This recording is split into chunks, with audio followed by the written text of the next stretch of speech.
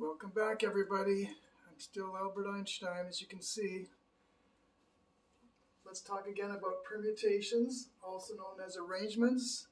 And here's an example of a permutation of the word permutations, temperations. But first, one of my favorite signs in my classroom, it's hard to walk, talk, and chalk, especially when you are being mocked. That reminds me of the last video when I was calculating the probability of the 5 friends being on the same basketball team. I said at one point you have to divide by the total number of players, and I should have said divide by the total number of teams. I hope that didn't throw you off too much, but we did get the right answer. So it's hard to walk, talk, and chalk at the same time. Students don't realize that. Okay, let's solve a couple equations using permutations. In other words, we want to find the value of n if Pn3 equals Pn2. All right, you have to remember the definition. So Pn3 is n factorial over n minus 3 factorial. And Pn2 is similarly n factorial over n minus 2 factorial. And right off the bat, you can see that the n factorials can be divided out. So the denominators must be the same. So I can just maybe move the equal sign down there. N minus 3 factorial must be n minus 2 factorial. Well, let's see. N minus 3 factorial I'll leave alone.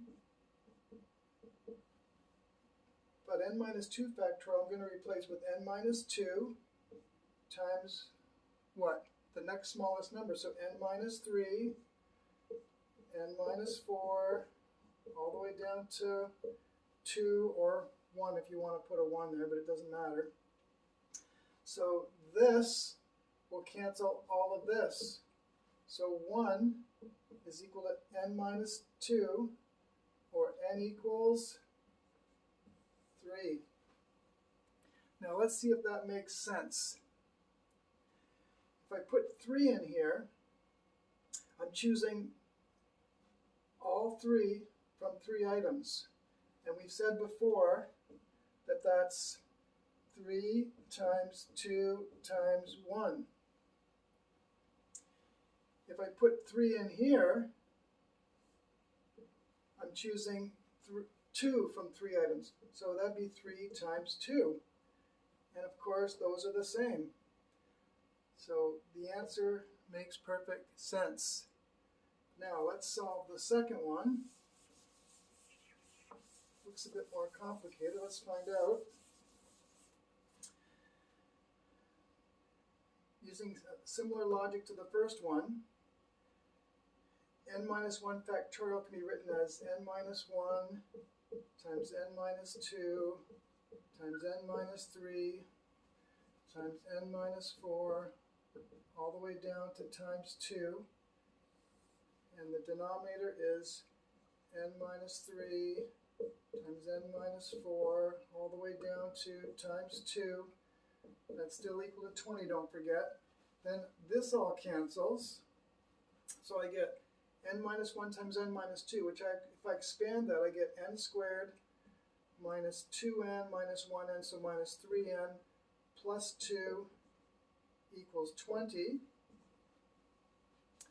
Or if I bring the 20 to the other side, I get n squared minus 3n minus 18 equals 0. That can be factored, which is the typical technique for solving a quadratic equation. And if you check the numbers, you get n minus 6 times n plus 3, because negative 6 times 3 is negative 18, negative 6 plus 3 is negative 3. We talked about that in a previous video. So n would be, n minus 6 would be 0, so the n could be 6, or n plus 3 could be 0, so n could be negative 3. Right? Wrong. What's wrong here? These are the two correct mathematical answers, you might say, but we cannot accept this one because n must be positive. When we're talking about permutations, the number of things from which you're choosing must be a positive number. Okay, let's finish off with one last question. Let's say you have a bunch of marbles in a bag, let's say. Let's say that you have 4 red ones, 3 green ones, and 5 blue ones. We want to calculate the probability. Just bear with me here a second. The probability of getting, first of all, a blue one, followed by a red one,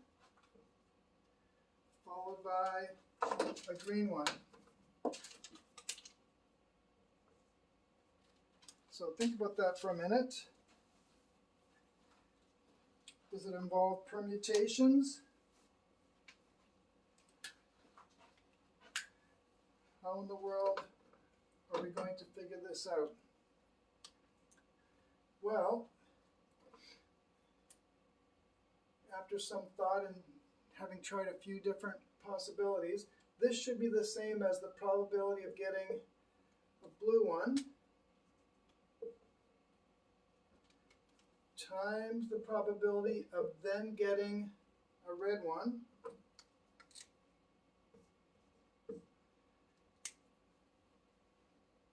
times the probability of then getting a green one.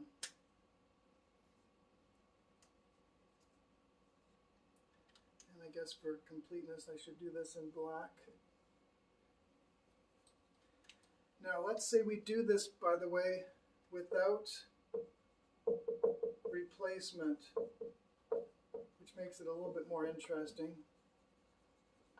So after you pick the first one and it's blue, it's not put back, so we have one less blue. So let's work this out. The probability of getting a blue one, when you pick one out, is 5 out of a total of 12. And then probability of getting a red one is 4 out of a remainder of 11 marbles. And then the probability of getting a green one will be 3 out of 10. Now let's just quickly reduce this. 5 goes into 10 twice, 4 goes into 12 3 times, 3 goes into 3 once. So the probability is 1 over 22.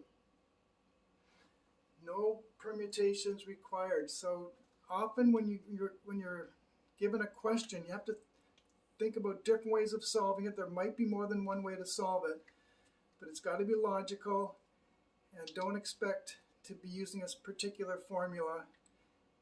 Every question's a little bit different. You have to use logic and figure it all out. Okay, next time we will talk about combinations. We're getting towards the end. See you then.